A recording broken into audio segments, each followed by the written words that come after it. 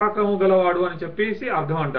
78వది ఓం రుద్రాయ నమః అంటే ప్రళయ వేళ సర్వులను దుఃఖపరచువాడు, సర్వుల దుఃఖములను పోగొట్టువాడు అని అర్థం అంట. ఇక 78వది ఓం భూతపతే నమః అంటే కలిగిన వాటన్నిటికి భర్త, భూత ప్రేతాలకెల్లా యజమాని అని చెప్పేసి అర్థం అంట. ఇక 80వది ఓం స్థానవే నమః అంటే ఎట్టి చలనం లేనివాడు అని చెప్పేసి అర్థం. 81 ఓం అహిర్బుద్ధ్యాయ నమః అంటే దివరాత్రాతీతుడైన వాడు, దివ్యుడు అంటే దినము, రోజు, ఆ రాత్రిని వాటికి అతీతుడైనటువంటి వాడు అని చెప్పేసి అర్థం. 82వది ఓం దిగంబరాయ నమః అంటే దిక్కులనే బట్టలుగా ధరించేవాడు అని చెప్పేసి అర్థం అంట. ఇక 83వది ఓం అష్టమూర్తయే నమః అంటే భూమి, నీరు, నిప్పు, గాలి, ఆకాశం, సూర్యుడు, చంద్రుడు, ఆత్మ అను 8 మూర్తులను ఇంద్రియ గోచరం అనుకుంటాం వాడంట. ఇక 84వది ఓం అనేకాత్మానే నమః అంటే అనేకములైన విధములుగా అలరారువాడు అని చెప్పేసి అర్థం. 85వది ఓం సాత్వికాయ నమః అంటే ఎల్లవేళలా సత్యగుణంతో ఉండేవాడు అని చెప్పేసి అర్థం.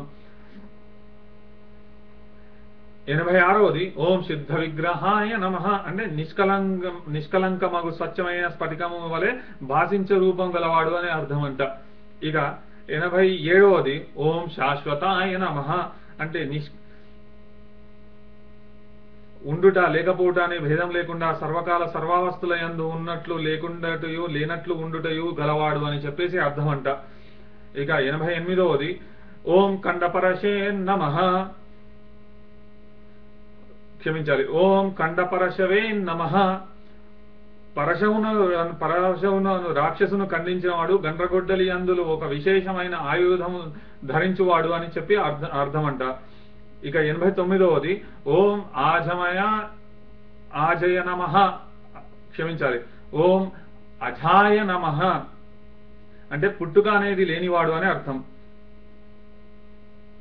ఇక 90వది ఓం పాప విమోచనాయ నమః అంటే సంసార బంధములన్నింటి నుండి విముక్తిని కలిగించేవాడని చెప్పి అర్థం.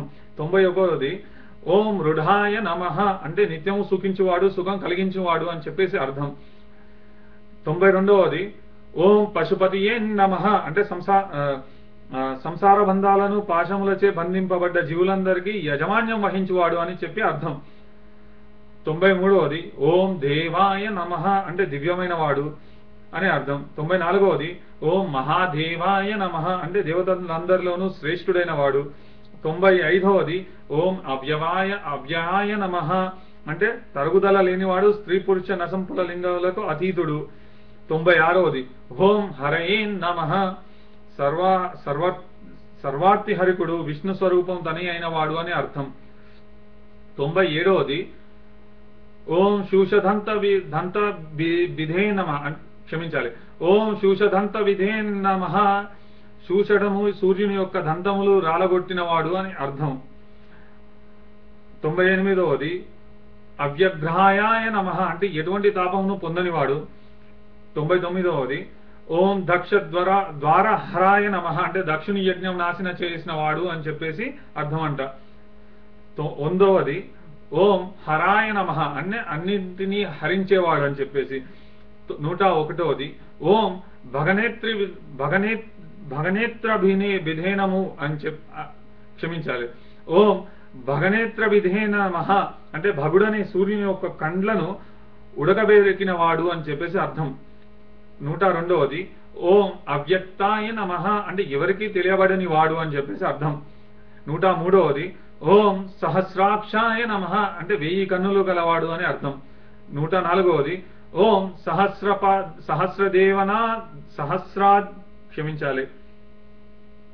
సహస్రపాదే నమః అంటే 1000 పాదములు గలవాడు అని చెప్పి అర్థం. 105వది ఓం అపవర్గ ప్రధాయాయ నమః అంటే మోక్షముని ఇచ్చువాడు అని చెప్పేసి అర్థం అంట.